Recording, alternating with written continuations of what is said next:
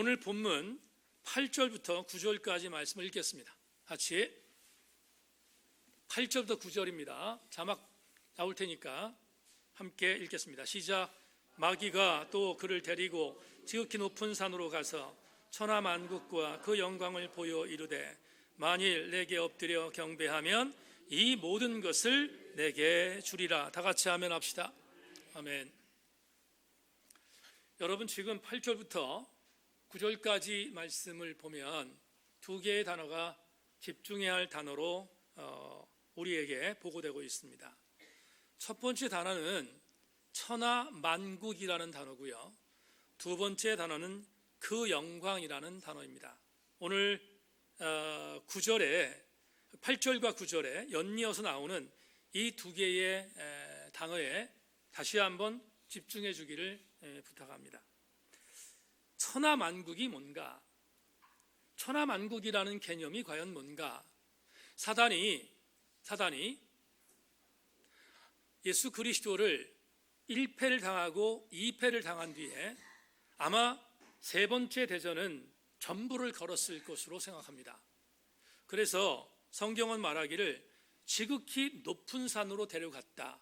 성경에서 말하는 산이라는 개념은 일반적으로 우리가 산 그러면 하나님의 능력을 상징한다든지 하나님의 위력을 상징하는 것으로 성경이 기록되어 있습니다. 그래서 시편 120편 같은 경우에 우리가 알고 있는 것처럼 우리를 도우실 존재가 어디 있는가? 눈을 들어 산을 봐라. 우리를 도우실 분이 어디 있는가? 천지를 지으신 여호와께로 말미암았다. 그래서 그때 산은 여호와의 상징을 갖고 있기 때문에 항상 성경은 산은 하나님의 위력을 상징하는 의미를 갖고 있다는 것을 전제해야 합니다. 그런데 마귀가 예수님을 데리고 하나님을 상징하는 것으로 성경이 제시하는 산으로 데려갔다는 것에 주목해야 합니다. 그 말은 이 일이 하나님께서 시킨 일이라고 하는 것을 위장한 것입니다. 하나님이 이 일을 시켰다 이렇게 위장하기 위해서 산으로, 그것도 어떤 산인가 하면 아시는 것처럼 지극히 높은 산이라고 말하고 있습니다. 그런데 그곳에 가서 두 가지를 보여주었다. 성경은 말을 하지요.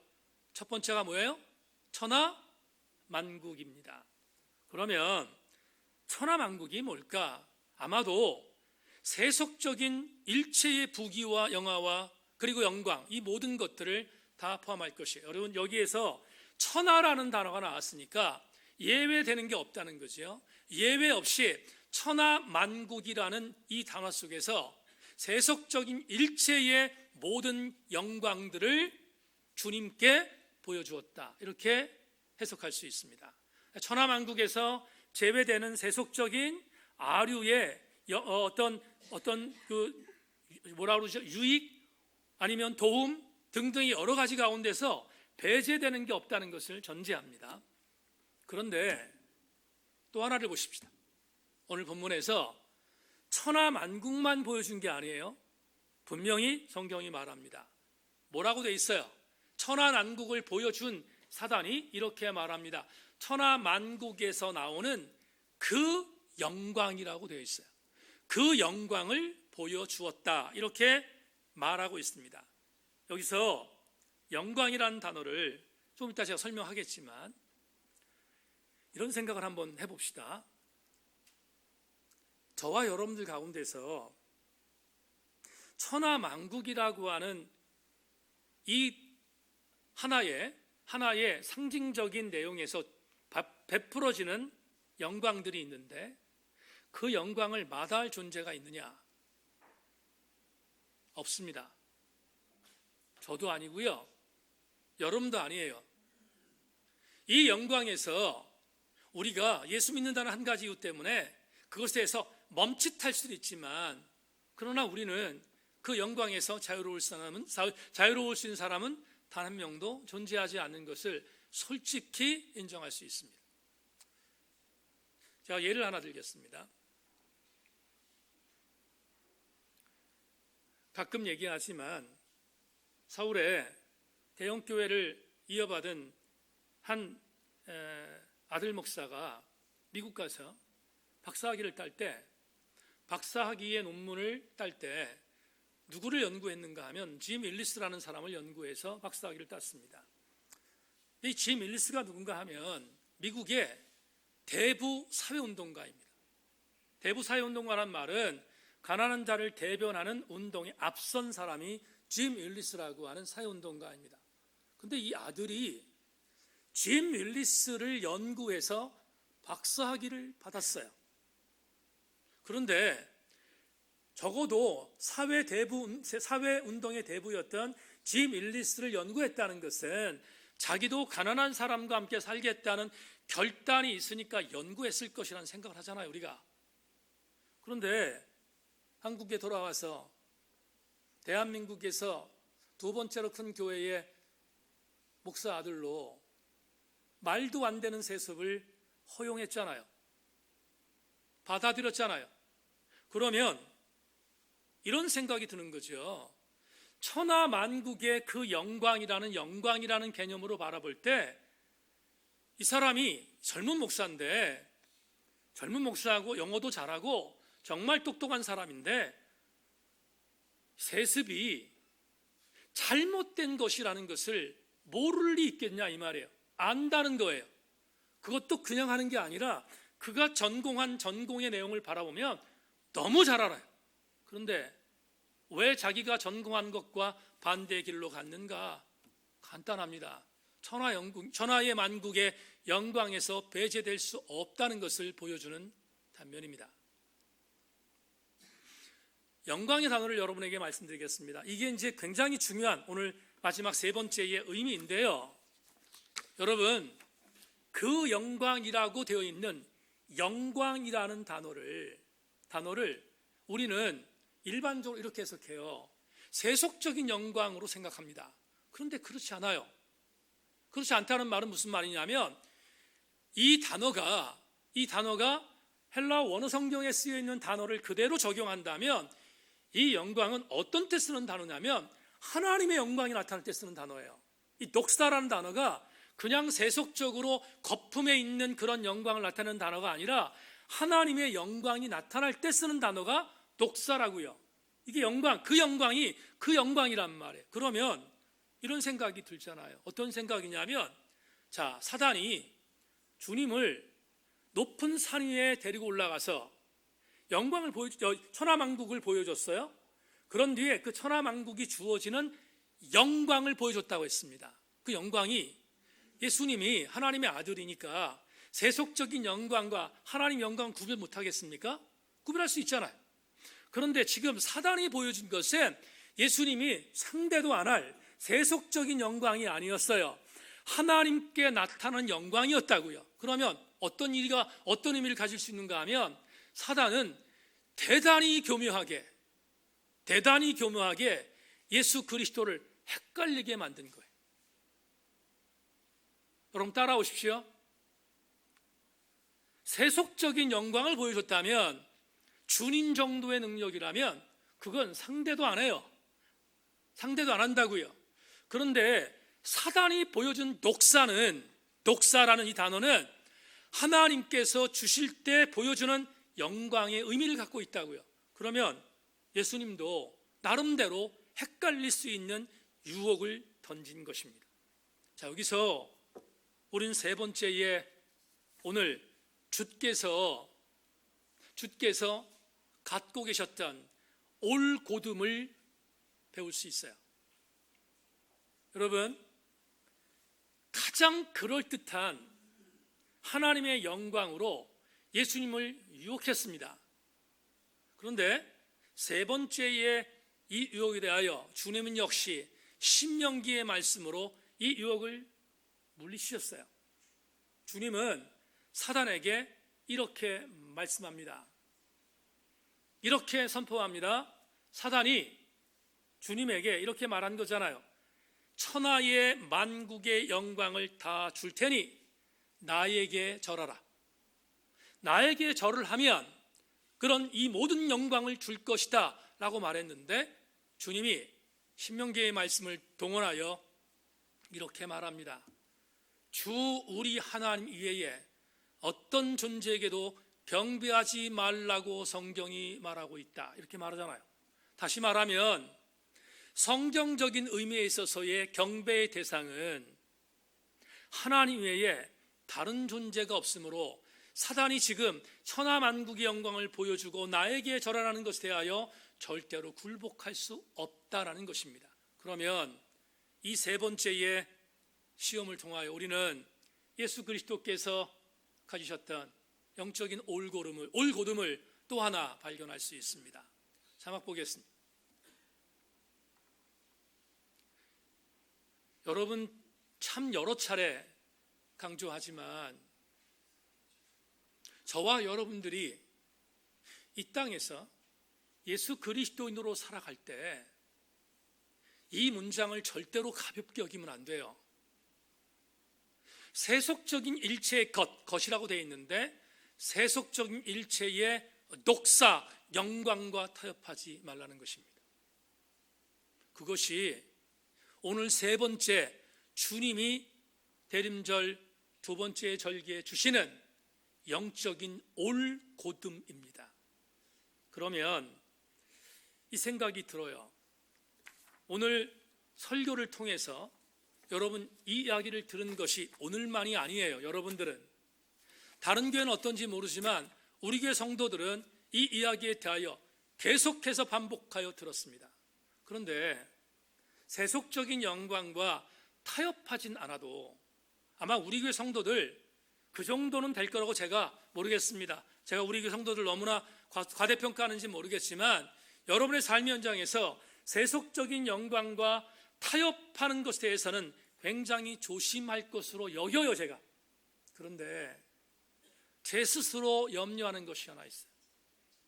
여러분, 세속적인 것과 세속적인 영광과 타협은 하지 않더라도 굉장히 염려스러운 것 하나가 있습니다. 뭐니 하면 혹시나 굴복하지 않습니까? 혹시나 차라리 굴복하는 것이 마음에 편하다는 생각을 갖고 굴복하지는 않습니까? 그거는 우리한테 타협보다 더 엄청난 치명상이 아닐까요? 어떤 경우인가? 영적으로 해석하겠습니다. 우리는 세상을 살면서 세상과 접해요. 그래서 세상과 접하다 보니까 세상에 있는 여러 가지의 상황적인 것들을 맞닥뜨릴 수밖에 없는 것이 우리들이에요. 어쩔 수가 없어요. 우리가 이 땅에서 우리의 삶을 마감하지 않는 한 그럴 수밖에 없다 이 말이에요. 그런데 이런 겁니다. 이게 염려스러운 거죠. 혹시나 내가 세상을 살면서 세상의 삶의 여정 안에서 세속적인 일체 영광과 타협하지 않았어요. 그런데 쓰러졌어요. 넘어졌어요. 그래서 엎드러졌어요. 근데 혹시 그것을 통하여 교회 나와서 하나님 앞에 부끄러운 삶에 대한 부분들을 인정하고, 그리고 내가 하나님 앞에 하나님, 내가 정말 주의 은혜 안에 살려고 노력했는데 이런 삶을 살았던 것에 대해서 참 마음이 정말로 언짢고 힘들고 어렵습니다. 그렇지만 주님이 다시 나를 세워주셔서 그 나를 다시 한번 이렇게 세워주실 것을 믿기에 내가 주님을 의지해서 이렇게 토로하고 주님께 나와 예배합니다 라고 하는 것, 그건 너무나 귀한 일이고 너무 아름다운 일이고, 그래서 우린 신앙생활합니다. 문제는 뭐냐 하면 타협보다 더 무서운 질병은 그게 습관화될까 봐 염려스럽습니다.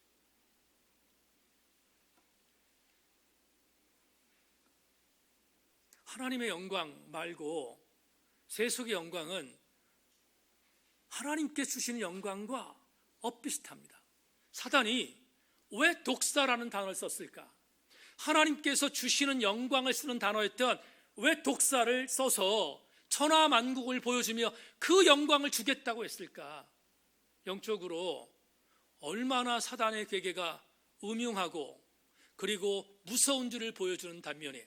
우리가 세상을 살면서 정말로 경계할 것은 세상의 영광과 타협하지 않은 것도 중요하지만 또 한 가지, 세상의 영광에 취하여 우리의 신앙의 여정이 도리어 세속적인 것과 습관화되는 것에 대하여 경계해야 합니다. 그것은 오늘 우리에게 주시는 세 번째의 영적인 도전이자 교훈이 아닐 수 없습니다. 1절에 한번 말씀을 드렸죠. 미가의 시대에 예언자 미가가 활동할 때 남유다의 지도자들이 자기의 힘과 권력을 의지해서 엄청난 힘으로 가나안 자 것들을 착취했습니다. 뺏었는데 그들은 하나님 앞에 나가 제사를 드리며 하나님 앞에 이렇게 말했다고 했습니다. 내가 가장 좋은 것으로 하나님께 제사를 드리겠습니다. 무슨 말이죠? 내가 세상에서 가난한 자를 짓밟고 그리고 가난한 자들을 많이 멸시하고 뺏었던 그것들, 내가 드리는, 주님께 드리는 엄청난 제사로 그것으로 대체해달라는 거잖아요. 이런 뻔뻔함이 어디 있어요? 성도 여러분, 그때 미가 예언자를 통하여 이렇게 경고했어요. 다 필요 없다는 거예요. 다 필요 없다. 너희들이 드리는 제사에 대하여 나는 절대로 요구하지 않는다. 그리고 말씀합니다. 내가 진짜로 너희한테 요구하는 것은 하나님의 뜻대로 살아가는 너를 요구한다. 그걸 제가 여러 번 얘기했잖아요. 너가 필요하다는 거예요. 하나님의 뜻대로 사는 너가 필요하다는 것. 그게 오늘 세 번째, 세상과 타협하거나 세상의 영광과 습관화되어 내가 길들여지는 것을 거부했던 예수께서 걸으셨던 세 번째 올곧음을 향하여 달려가는 또 하나의 우리의 행동 지침이 아닐까 생각합니다. 여기에 모인 교우 여러분, 여호수아 24장을 보면 여호수아 24장에 여호수아가 열조 앞에 돌아갈 날을 앞두고 유언을 남기잖아요. 근데 유언의 내용이 뭡니까? 이렇게 말해요.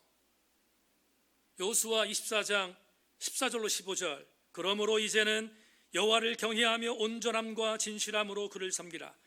너희 조상들이 강 저쪽과 애굽에서 섬기던 신들을 치워버리고 여호와만 섬기라. 만일 여호와를 섬기는 것이 너에게 좋지 않게 보이거든 너희 조상들이 강 저쪽에서 섬기던 신들이든지 또는 너희가 거주하는 땅에 있는 아모리 족속의 신들이든지 너희가 섬길 자를 오늘 택하라. 오직 나와 내 집은 여호와를 섬기겠노라 하니. 여호수아는 여백을 남겼어요. 여호와 하나님을 반드시 섬겨라 이렇게 말하지 않잖아요. 유언에서 뭐라고 말합니까? 너희들이 강 저쪽편에 있는 아모리 신이 좋으면 그를 섬기라는 거예요. 근데 나와 내 집은 여호와를 섬기겠다고 선포한 거잖아요. 그러면 우리는 여호수아 유언을 통해서 이런 생각을 하는 거죠. 여백을 남겼으니까 여백적으로 가는 미련한 짓을 하지 말아야 된다는 거예요. 저와 여러분들이 정말로 선택할 수 있는 가장 중요한 필수 코스는 주께서 우리에게 주셨던 하나님이 주는 독사, 하나님의 영광의 길에서 이탈하지 않는 거예요. 남성 소그룹에서 공부하고 있는 하나님의 모략에 달라스 윌라드가 지난주에 공부했던 텍스트에서 달라스 윌라드가 이런 말을 했습니다. 굉장히 의미 있는 공부들을 남성 소그룹과 했어요. 행동이든 무행동이든 인간의 인정이 동기가 될 때, 여기 주목할 게 있죠. 인간의 인정이 동기가 될 때, 사단의 보여준 세속적인 영광이 우리 마음을 흔들 때, 그것은 하나님의 임재를 나와 무관한 것으로 밀쳐내고 스스로 인간 나라에 종속되는 것이다. 이런 자존감, 이런 주존감이 있어야 합니다. 예수 믿는 그리스도인으로 인간에게 종속되어야 되겠습니까? 하나님께 붙들려야지. 저와 여러분들 모두가 예수께서 철저하게 올곧음을 갖고 하나님께 붙들렸던 것처럼 저와 여러분들도 절대로 세속적인 것과 타협하거나 세속적인 영광에 길들여져 습관화되지 말고 주님이 우리에게 가라고 명령하신 그 올곧은 길을 함께 달려가는 하나님께 붙들리는 자들 다 되시기를 주님의 이름으로 축원합니다. 말씀 맺겠습니다. 오늘은 대림절 두 번째 주일이자 한국 개신교회가 지키는 성서 주일입니다. 주님은 당신의 능력으로 사단과의 싸움에서 넉넉히 이길 수 있는 능력을 갖고 계신 분입니다. 다 같이 아멘. 그런데 그 능력을 갖고 계신 주님께서 철저하게 자기를 절제하셔서 사단의 공격을 철저하게 하나님의 말씀으로 물리치셨습니다. 여러 가지 당신이 보일 수 있는 엄청난 심성의 능력을 갖고 사단의 괴계를 이길 수 있었음에도 불구하고 주님은 다른 것을 사용하지 않고 하나님 말씀에 천착하여 말씀으로 사단의 공격을 이겼다고 마태복음 4장은 우리에게 보고하고 있습니다. 성도 여러분, 말씀이 무엇입니까? 말씀은 취사 선택의 문제가 아니라 말씀은 주님이 붙들었던 올곧음의 도구였어요. 그렇다면 저와 여러분들도 마땅히 주님께서 붙으셨던 올곧음의 도구인 하나님의 말씀을 붙드는 것이 마땅하지 않겠습니까?